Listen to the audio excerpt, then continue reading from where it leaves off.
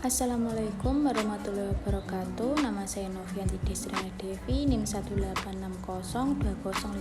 1860205221064, kelas BGMI 3D absen 4. Di sini saya akan menjawab soal-soal pertanyaan UTS dari Bu Maftuca selaku dosen kami, dosen kurikulum dan pengembangan.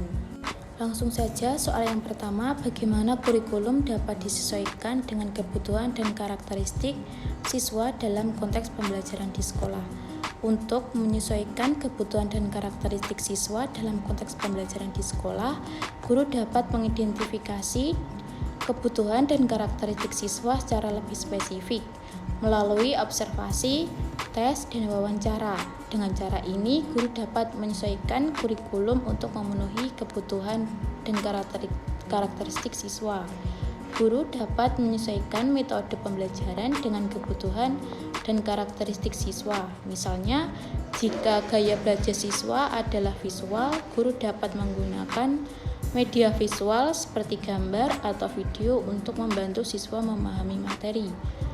Guru dapat menyesuaikan materi pelajaran dengan kebutuhan dan karakteristik siswa. Misalnya, jika siswa sangat menyukai musik, guru dapat menggunakan lagu atau musik sebagai bahan ajar untuk memberikan motivasi kepada siswa untuk belajar. Selanjutnya, soal nomor 2, apa yang dimaksud dengan pembelajaran berbasis proyek dan bagaimana guru dapat mengintegrasikannya dalam kurikulum. Pembelajaran berbasis proyek adalah model pembelajaran yang mengatur pembelajaran atau kelas dalam sebuah proyek. Model ini mengharuskan siswa menggunakan berbagai cara untuk menunjukkan apa yang mereka ketahui dan meningkatkan pemahaman mereka tentang materi. Guru dapat memilih metode pembelajaran yang sesuai dengan proyek jika proyek melibatkan penelitian. Misalnya, guru dapat menggunakan metode pembelajaran berbasis penelitian. Guru dapat memilih proyek atau tugas yang relevan dengan tujuan pembelajaran dan cocok dengan kurikulum. Proyek yang dipilih harus menarik dan memerlukan pemecahan masalah. Guru dapat memilih topik proyek yang relevan dengan materi yang akan diajarkan. Topik harus menarik dan memotivasi siswa untuk belajar. Selanjutnya, soal nomor 3, bagaimana teknologi dapat digunakan dalam mendukung pembelajaran dalam kurikulum. Teknologi dapat digunakan dalam mendukung pembelajaran dalam kurikulum dengan cara sebagai berikut. E-learning adalah program yang mengubah konsep pembelajaran online ke dalam format web. Teknologi dapat digunakan untuk mendukung pembelajaran jarak jauh melalui e-learning. Teknologi dapat digunakan untuk membuat modul pembelajaran yang dapat diakses secara online. Model dapat dibuat dengan menggunakan model pengembangan yang disesuaikan dengan karakteristik mata pelajaran dan sesuai dengan standar isi kurikulum. Teknologi dapat digunakan untuk membuat video pembelajaran yang menarik dan dapat diakses secara online. Teknologi ini juga membantu siswa memahami materi dengan lebih mudah dan dapat diakses kapan saja dan di mana saja. Selanjutnya, soal yang keempat, mengapa evaluasi kurikulum sangat penting dilakukan? Dan berikan contoh konkret evaluasi kurikulum. Evaluasi kurikulum sangat penting karena dapat menunjukkan apakah kurikulum berhasil mencapai tujuan pendidikan yang telah ditetapkan atau tidak. Evaluasi kurikulum juga dapat membantu mengidentifikasi kekuatan dan kelemahan kurikulum yang dapat memungkinkan perbaikan dan pengembangan yang lebih baik.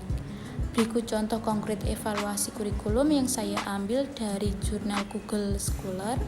Perencanaan, pelaksanaan, dan hasil evaluasi pembelajaran agama Islam di MTS Negeri 1 Bulumai Rejang Lebong. Tujuan dari penelitian ini adalah untuk menilai perencanaan, pelaksanaan, dan hasil evaluasi pembelajaran agama Islam di MTS Negeri 1 Bulumai Rejang Lebong.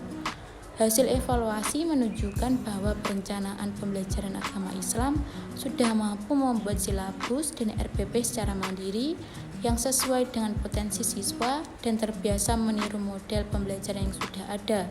Meskipun evaluasi pembelajaran agama Islam belum sepenuhnya sesuai dengan standar evaluasi dan KKM, hasilnya masih di atas batas minimal kelulusan yaitu 70. Selanjutnya, soal terakhir yaitu soal nomor 5. Jelaskan dan berikan contoh konkret guru dalam melakukan penelitian dalam pembelajaran efektif.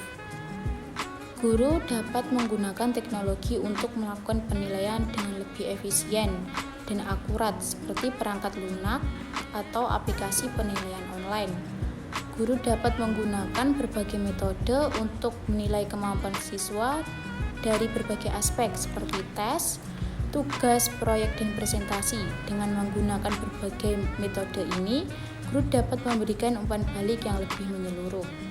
Guru dapat melibatkan siswa dalam proses penilaian, seperti memberikan kesempatan kepada siswa untuk menilai kinerja teman sekelas mereka dan berpartisipasi dalam proses penilaian. Siswa akan lebih terlibat dalam proses pembelajaran dan akan lebih baik dalam memberikan umpan balik yang konstruktif. Sekian yang saya dapat sampaikan. Jika ada jawaban yang salah, mohon dimaafkan. Wassalamualaikum warahmatullahi wabarakatuh.